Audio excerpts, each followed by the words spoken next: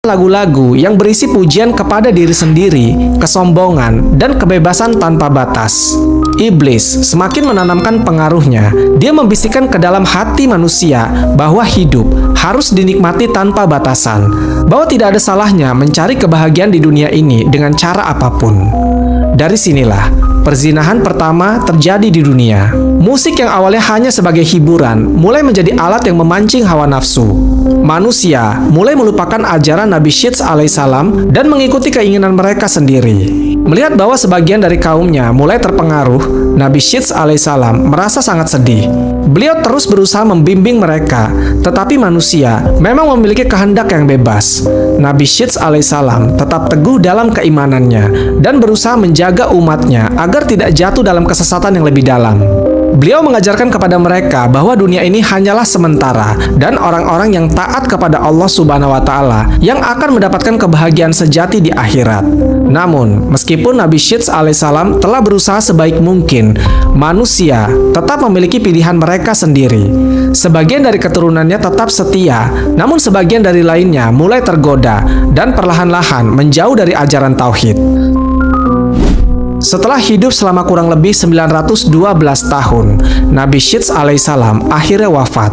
Beliau dimakamkan di tempat yang tidak diketahui secara pasti, tetapi sebagian besar riwayat menyebutkan bahwa beliau dimakamkan di sekitar wilayah makam Nabi Adam alaihissalam. Sebelum wafat, mewariskan tugas kenabian kepada keturunannya yang paling taat dan bertakwa. Beliau berharap bahwa umat manusia tetap berpegang teguh pada ajaran tauhid dan menjauhi godaan dunia yang menyesatkan.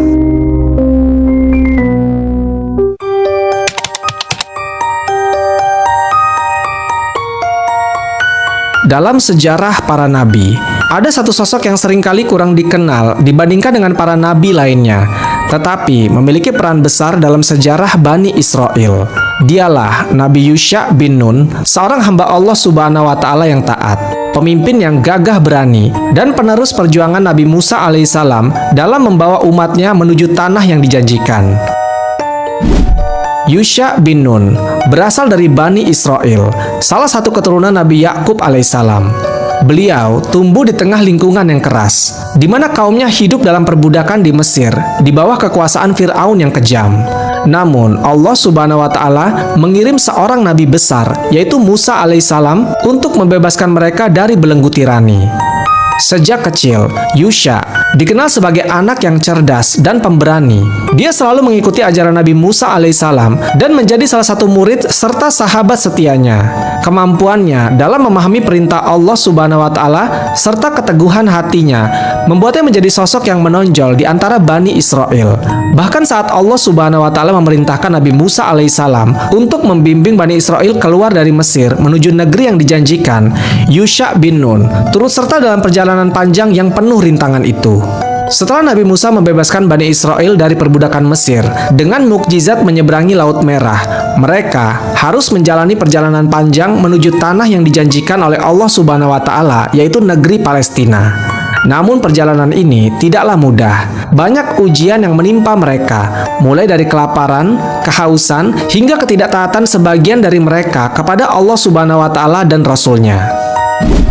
Salah satu momen penting dalam perjalanan ini adalah ketika Nabi Musa alaihissalam mengutus 12 orang untuk menyelidiki negeri yang dijanjikan. Yusha bin Nun adalah salah satu dari mereka. Ketika mereka kembali dengan laporan, sebagian besar dari mereka merasa takut terhadap penduduk negeri itu yang dikenal kuat dan tangguh.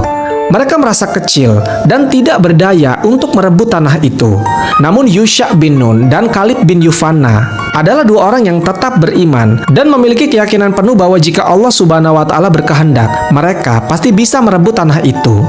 Dengan penuh keyakinan, Yusha alaihissalam berkata kepada kaumnya, "Wahai kaumku, mari kita masuk ke negeri ini. Allah Subhanahu wa Ta'ala pasti akan menolong kita. Jika kita beriman dan taat, kita tidak perlu takut kepada siapapun." Namun, kebanyakan Bani Israel justru menolak dan memberontak. Bahkan mereka berkata dengan sombong, "Wahai Musa, pergilah engkau bersama Tuhanmu dan berperanglah. Kami akan duduk menunggu di sini." Perkataan ini menunjukkan kelemahan iman mereka dan ketidaktaatan mereka kepada Allah Subhanahu wa Ta'ala. Akibatnya, Allah Subhanahu wa Ta'ala menghukum mereka dengan hukuman yang berat. Bani Israel dihukum berkelana di padang pasir selama 40 tahun tanpa bisa memasuki tanah yang dijanjikan. Perjalanan di padang pasir selama puluhan tahun menjadi ujian berat bagi Bani Israel. Mereka hidup tanpa tempat tinggal yang tetap, hanya berpindah dari satu tempat ke tempat yang lain. Namun disinilah keimanan Yusha semakin ditempa. Beliau tetap setia kepada Nabi Musa alaihissalam dan tidak pernah meragukan janji Allah Subhanahu wa Ta'ala. Selama masa ini, Allah Subhanahu wa Ta'ala memberikan banyak mukjizat kepada mereka. Salah satunya adalah turunnya mana dan salwa, makanan dari langit yang diberikan oleh Allah Subhanahu wa Ta'ala kepada mereka sebagai rezeki. Selain itu, Allah Subhanahu wa Ta'ala juga mengeluarkan air dari batu sebagai sumber minum bagi mereka. Namun meskipun Allah Subhanahu wa Ta'ala telah memberikan berbagai mukjizat, masih banyak di antara mereka yang membangkang. Ada yang menyembah patung anak sapi emas, ada yang meragukan kepemimpinan